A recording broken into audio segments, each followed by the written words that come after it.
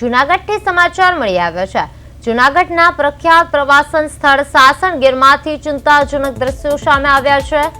વેકેશનની season હોવાથી અહીં હજારોની સંખ્યામાં પ્રવાસીઓ ઉમટી પડ્યા છે, પરંતુ વહીવટી તંત્રની ઘોર બેદરકારીને કારણે સાસણગીરમાં 5 કિલોમીટર લાંબો ટ્રાફિક જામ સર્જાયો છે। ટ્રાફિકની આ ગંભીર સમસ્યાને કારણે પ્રવાસીઓ અને સ્થાનિકો વચ્ચે ઘર્ષણના બનાવો પણ બની રહ્યા છે। સાસણગીરમાં પ્રવેશવાનો એક બાજુ રસ્તો છેલ્લા 10 દિવસથી કોઈ કારણસર બંધ કરવામાં આવ્યો છે। તંત્ર દ્વારા સમગ્ર ટ્રાફિકને વન વે કરી દેવાતા અહીં વાહનોની લાંબી લાઈનો લાગી ગઈ છે। ભર ઉનાળામાં કલાકો સુધી ટ્રાફિકમાં અટવાઈ રહેલા કારણે પ્રવાસીઓ અને સ્થાનિક ગ્રામજનો વચ્ચે વાહન આગળ કાઢવા જેવી સામાન્ય બાબતોમાં ઉગ્ર બોલાચાલી અને માથાકૂટના દ્રશ્યો સર્જાઈ રહ્યા છે। સાસણગીર જેવા આંતરરાષ્ટ્રીય કક્ષા ટુરિઝમ સ્થળ પર તંત્ર દ્વારા અગાઉથી કોઈ આગોતરું આયોજન ન કરાતા પ્રવાસીઓમાં ભારે નારાજગી જોવા મળી રહી છે। 10 દિવસથી રસ્તો બંધ હોવા છતાં વૈકલ્પિક વ્યવસ્થા કે પૂરતો પોલીસ બંદોબસ્ત ન ગોઠવતા ટ્રાફિકની સમસ્યા છે તે વધુ વકરી છે।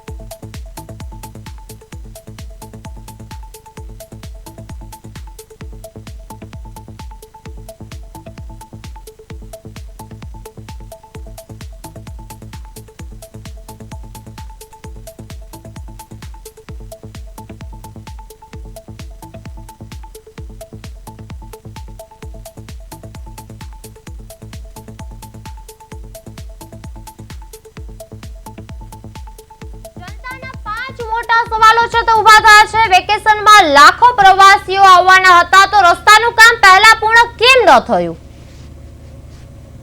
વેકેશનમાં લાખો પ્રવાસીઓ આવવાના હતા તો રસ્તાનું કામ પહેલા પૂર્ણ કેમ ન થયું? હજારો વાહનો વચ્ચે ટ્રાફિક પોલીસ અને માર્ગદર્શનની પૂરતી વ્યવસ્થા કેમ ન હતી? પ્રવાસન સ્થળે 5 કિલોમીટર લાંબા ટ્રાફિક જામ પછી પણ તંત્ર સમયસર સક્રિય કેમ ન બન્યું? પ્રવાસીઓ અને સ્થાનિક ગ્રામજનો વચ્ચે માથાકૂટ થાય તેવી સ્થિતિ ઊભી થવા માટે જવાબદાર કોણ રહેશે?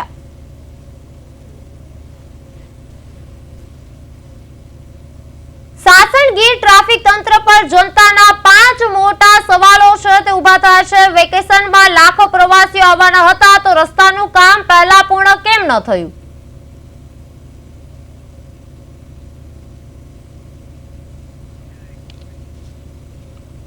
વેકેશનમાં ટ્રાફિક વ્યવસ્થા સંપૂર્ણપણે ખોરવાઈ ગઈ છે। 5 કિલોમીટર સુધી વાહનોની કતારો લાઈન લાગી છે। રસ્તો બંધ હોવાથી પ્રવાસીઓ પરેશાન છે। તંત્રની આ ઘોર બેદરકારી છે તેમાં લોકો જે આક્રોશ છે વ્યક્ત કરી રહ્યા છે। રસ્તો બંધ હોવાથી પ્રવાસીઓ પરેશાન થયા છે। આ તંત્રની ઘોર બેદરકારી છે તે સામે આવી છે। વેકેશનમાં ટ્રાફિક વ્યવસ્થા સંપૂર્ણપણે ખોરવાઈ ગઈ છે। વાહનોના ચક્કા જામના દ્રશ્યો છે તે સામે આવ્યા છે। વેકેશનમાં ટ્રાફિક વ્યવસ્થા સંપૂર્ણપણે ખોરવાઈ ગઈ છે। 5 કિલોમીટર સુધી વાહનોની કતારો લાગી છે।